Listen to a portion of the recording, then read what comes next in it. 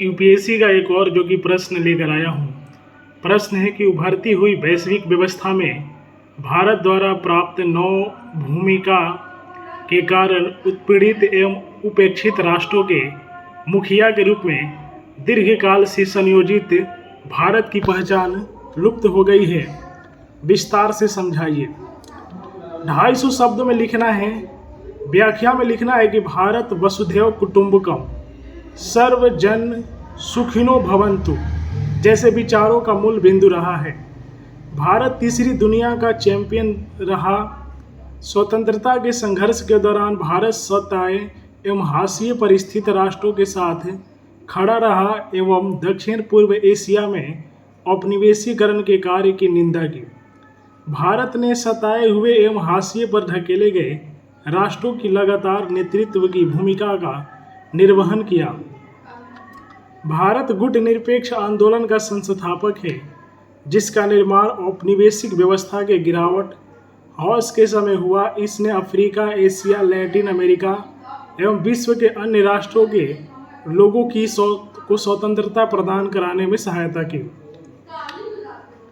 लेकिन भारत के अपने रणनीतिक विदेश नीति में भविष्य के प्रति एक परिवर्तित दृष्टिकोण प्रतिबिंबित होता है। इसने भारत की छवि, जो सताए हुए राष्ट्रों के चैंपियन की बनी हुई है, को क्षति पहुंचाई है या कहीं खाई हुई पाई गई है, जिसके पीछे निम्न कारण हो सकते हैं। भारत के पास अपन बहुत संरचनात्मक सुरक्षात्मक चुनौतियां हैं, जैसे चीन के भय को एवं भारत अमेरिका संबंध एवं विश्व के अन्य राष्ट्रों के लोगों को स्वतंत्रता प्रदान कराने में सहायता की। लेकिन भारत के अपने रणनीतिक विदेश नीति में भविष्य के प्रति परिवर्तित दृष्टिकोण प्रतिबिंबित होता है। इसने भारत की छवि, जो सताए हुए राष्ट्रों के चैंपियन की बनी हुई है, को क्षति पहुंचाई है या कहीं खोई हुई पाई गई है, जिसके पीछे निम्न कारण हो सकते हैं।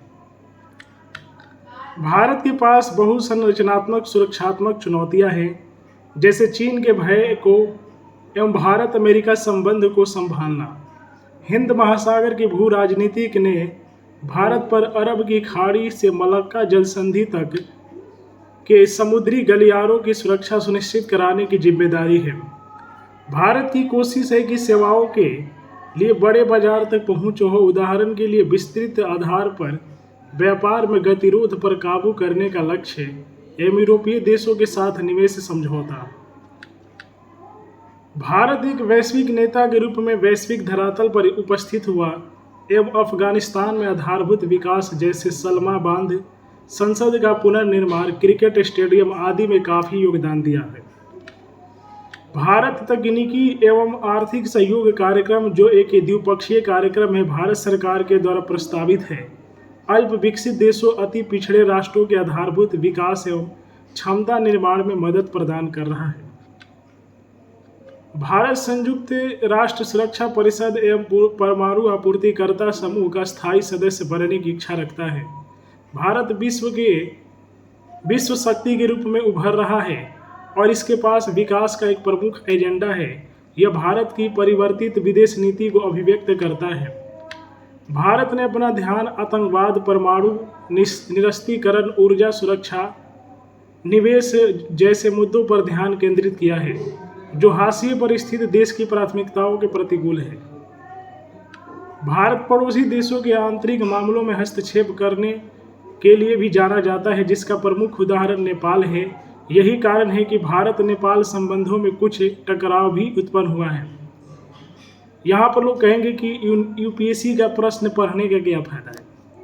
ये जिस तरह मान लीजिए ये देश के लिए बनाया गया, ठीक है, तो गांव के क्या कर सकते हैं, इसके पढ़ाई करने पर ये है, जैसे कि नेपाल है पड़ोसी देश, तो चार घाट के भी पड़ोसी होगा। तो इस यूपीएससी का प्रश्न मैं इसलिए कहता हूँ कि इसी के आधार पर जो कि गांव-गांव में एक तरीके से संविधान बना दिया जाए, तो जो देश में हो रहा है वो गांव-गांव में करेंगे तो गांव-गांव सुरक्षित रहेगा। कैसे देश प्रत्येक सुरक्षित है। तो इसलिए ये प्रश्न पढ़ने के लिए कहता हूँ। वजह ये है, हिंद प्रशांत महासागरीय क्षेत्र विकास तथा चीन से मुकाबला करना भारत की एक प्रमुख प्राथमिकता बन गई है। मतलब कल्पना करना चाहिए, जैसे कि भारत और चीन की बात है, तो वहाँ पर ग्रामीण लेवल पर हमें देखना है कि मान लीजिए चारघाट चनौर, तो किस तरह एक दूसरे में शांति व्यवस्था व्यवहार कर सकते हैं। तो ये ऐसे सोचना चाहिए। मान लीजिए कि यहाँ पर भारत चीन की बात है, तो ये देश के लेवल पर बात है, तो हम गांव में रहते हैं तो गांव के लेवल पर सोचेंगे। बेस ये रहेगा तो फ़ायदा ये रहेगा कि इसमें नॉलेज ज़्यादा होता है, किस तरह कॉन्स्टिट्यूशन बनाया जाता है, किस तरह नियम बनाया जाता है। यह यूपीएससी के प्रश्न पढ़ने पर ही आपको दिमाग का परत जो है खुलेगा। इसलिए मैं लेकर आता हूँ ताकि गांव के लोग भी अगर पढ़ेंगे तो अपने आसपास के गांव में शांति व्यवस्था बहाल करेंगे। आशा है लोग धीरे धीरे समझेंगे। यह भी हाशिए के देशों के प्रतिकूल ही प्रतीत होता है। इस प्रकार भारत विकासशील देशों के सामूहिक हितों से ऊपर अपने राष्ट्रीय हितों को महत्व दे रहा है।